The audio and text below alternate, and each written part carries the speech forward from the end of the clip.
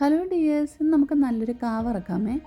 കാ പൊളിക്കുന്നതിന് മുമ്പ് ഒരിച്ചിരി എണ്ണ കയ്യിൽ തടവുകയാണെങ്കിൽ ആ കറുത്ത ഒരു കറ നമ്മുടെ കയ്യിൽ പിടിക്കത്തില്ല. അത് പോകാൻ ഒരിച്ചിരി പാടാണ്. അപ്പം ഒരിച്ചിരി എണ്ണ നമുക്ക് കയ്യിൽ പരട്ടിയിട്ട് ഇത് പൊളിക്കാം. യു എയിൽ ഈ ഓണ സമയത്തൊക്കെ നമുക്കൊരിച്ചിരി കായ്ക്കൊരിച്ചിരി വിലക്കുറവായിരിക്കും. അപ്പം ഞാൻ അങ്ങനെയുള്ള വിലക്കുറവ് കിട്ടുന്ന സമയത്ത് ഞാൻ ഇച്ചിരി വറുത്ത് പിള്ളേർക്ക് കൊടുക്കാറുണ്ട്. കടയിൽ നിന്നൊക്കെ വാങ്ങിച്ച് കൊടുക്കുമ്പം അതിൻ്റെ അകത്തൊക്കെ നമുക്കൊരിച്ചിരി വിശ്വാസക്കുറവുണ്ടായതുകൊണ്ട് ഇങ്ങനെ ഞാൻ ചെയ്യാറുണ്ട്. അപ്പം ഞാൻ ചെയ്യുന്ന രീതി നിങ്ങളെ ഒന്ന് കാണിച്ചു തരാമേ. ഇത് ഞാൻ ഒന്ന് പൊളിച്ചെടുത്തിട്ട് ഞാൻ അതൊന്ന് വെള്ളത്തിലിട്ടൊന്ന് കഴുകിയെടുത്തിട്ട് ഇനി ഒന്ന് വെള്ളം തോരാനായിട്ട് വെക്കും. എന്നിട്ട് നമുക്ക് അടുപ്പയിലോട്ട് ഒരു പാത്രം വെക്കാം. നന്നായിട്ട് പാത്രം ചൂടായിട്ട് ഞാൻ സൺഫ്ലവർ ഓയിലാണ് ഉപയോഗിക്കുന്നത്. അത് ഈ എണ്ണ നന്നായിട്ട് തിളച്ചിട്ട് വേണം നിങ്ങൾ ഈ കാ വറക്കാൻ വേണ്ടി ഇടാൻ. ഞാൻ ഈ കാ വറക്കാൻ വേണ്ടി നേരത്തെ അരിഞ്ഞു വെക്കാറില്ല.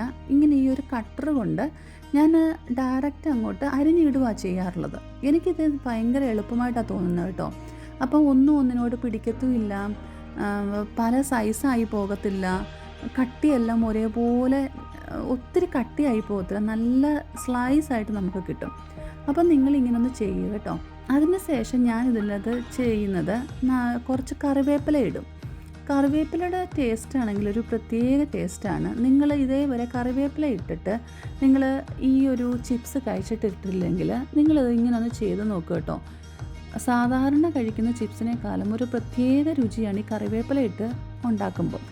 അപ്പം നന്നായിട്ട് ഇതിനെ ഇടുമ്പം തന്നെ നിങ്ങളിതിനെ ഇളക്കരുത്.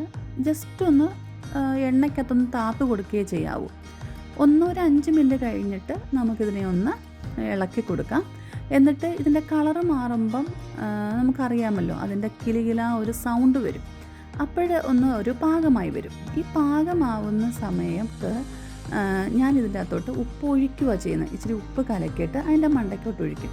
അതിൻ്റെ അകത്തൊരു ഇച്ചിരി വെള്ളത്തിൻ്റെ സൗണ്ടൊക്കെ കേൾക്കും. നിങ്ങളത് വലിയ കാര്യമാക്കണ്ട. അതൊരു 2 മിനിറ്റത്തേക്കേ ഉള്ളൂ, അതങ്ങ് മാറും.